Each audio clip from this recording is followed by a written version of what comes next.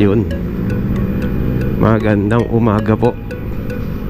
Napakaluwag po ng kalsada ngayon. At sinisipon pa rin tayo.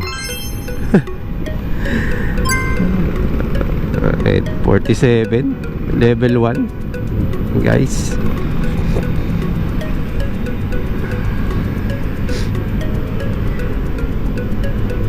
Hindi pa rin tayo accurate sa ano, Honda Click. Level 2 tayo guys. Ang galing oh, may tumatawid dito, wala naman tawiran. Ayun oh, nanasilbi yung ano. Yari kayo sa Raider. Lakas eh no. Tamang chill lang tayo. Throttle management pa rin tayo. Tipid-tipid tayo sa battery. Then pitik-pitik lang tayo ng preno sa harapan dahil bago yung preno natin guys. Oh, pitik-pitik lang. Kita niyo yung daliri ko dito. Ayan. Pitik-pitik lang. Kakanan pala yun. Nandito sa ano, ingay-ingay. So pipilit tong Innova sa gitna. Overtake tayo ng yes!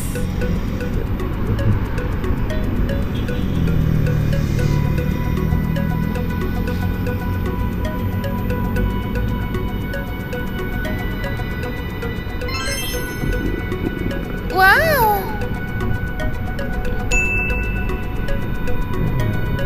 Actually dapat nakabukas sa ilaw ko no? Kasi visibility yun.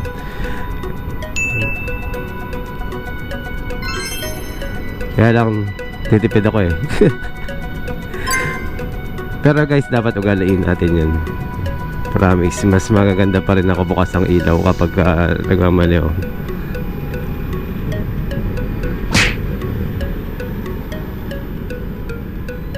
Dati naging issue din yan eh. Ba't kinakabukas namang ilaw nito eh, umaga. No, visibility po yan. Kasi po mas madali po nakikita ng mga nagmamaneho yung bukas ang ilaw sa likod. Saka wala pong pakialaman. Yun ang ano doon. Hindi tayo makahataw guys. Pero testing tayo dito sa ano. Ay dapat pala nagpahangin muna ang gulong para mas mabilis ang ano natin, lipad. Yan, naka-signal sila lahat. Kaliwa, kaliwa. Ang tricycle di natin alam, baka biglang lumiko yan. Kaya kailangan alerto kayo. May papasok na kotse, puli-pula, kakain na ng lane. Okay, pasok na siya. Ito na tayo, pwede na yan. Oh, pinilit pa rin ng motor. 45 77 volts. Okay, sa 78 ulit, babalik ulit yan. So 9 kilometers na natakbo natin, or 10. Excuse me, nasingot.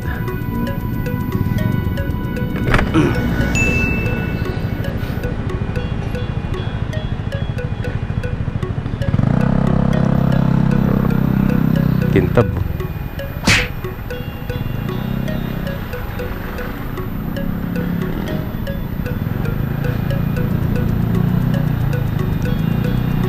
Kakat muna natin ulit dahil sa traffic tayo. Okay, another test na. Dito po ulit tayo, Paagham, pa Miriam Defensor Santiago. Okay, let's get it on. Okay,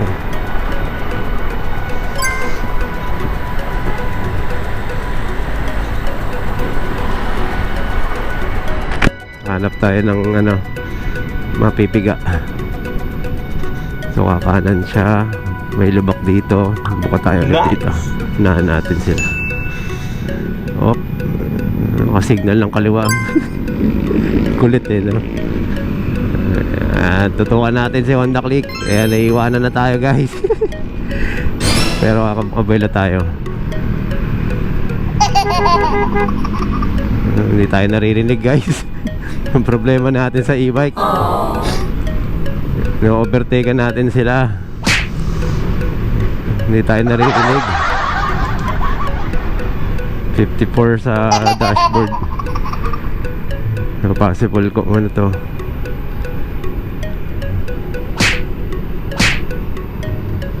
Hinto. Sayang. Ayan, nagpag-ulit. Fight!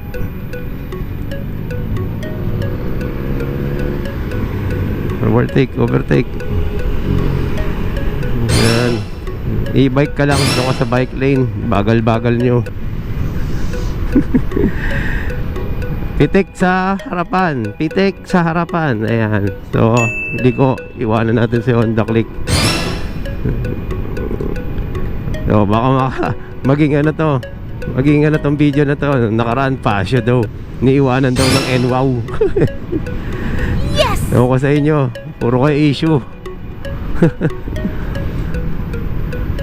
Okay, heads up po tayo. So, pitik-pitik lang po ng harapan, guys. Pitik sa harapan, no. Hindi ko naman sabing ganun-ganun, ha. Ginaganon ko lang para makita nyo na harapan yung ano ko. So, ayan.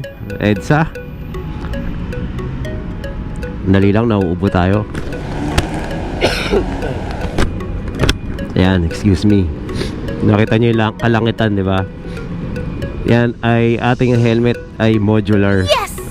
LS2. Ito po yata yung pinakamurang modular, kaya yun po yung gamit natin. Para sa akin po, mura siya sa modular na quality, no? May mura pa po kasing modular, pero hindi naman po ganun katibay. Para po siyang plastic lang din talaga. Mahirap po yun magtiwala. Huwag niyo pong titipirin yung sarili ninyo sa helmet. Pero okay lang po yun. As much as possible, kayo po ay law-abiding citizen.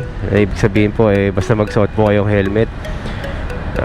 Nasa sa inyo po yan, kasi yan po yung capacity natin sa sa bawat buhay. Hindi natin kayang pilitin na bumili ng mamahalin na katulad ng mga iba. Kasi kahit naman po ako, hindi naman po ganun ka tong helmet na gamit ko. Pero kahit pa paano sa brand, medyo tayo, medyo conscious tayo ng konti.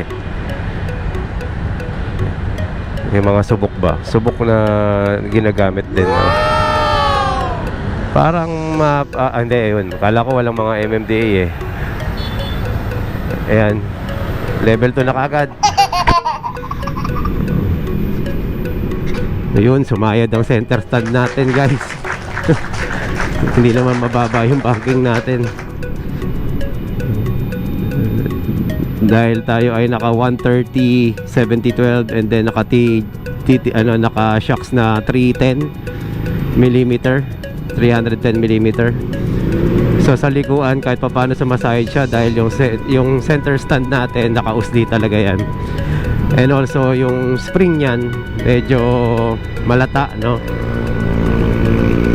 Kaya yung iba tinatanggal yung center stand para maka-banking. Pero ako hindi ko naman po kailangan dahil di naman po tayo masyadong nagliliko na. Doon tayo sa tuwid na daan. Ayun, so dito na lang po muna, guys. Maraming salamat po. Malapit na po tayo. Dito lang po tayo sa EDSA. Okay? So, okay. Once again, Marvin Chua Motovlog po. Maraming salamat po. Salamat din po sa mga nag-subscribe. Subscribe, okay. Bulol pa, no?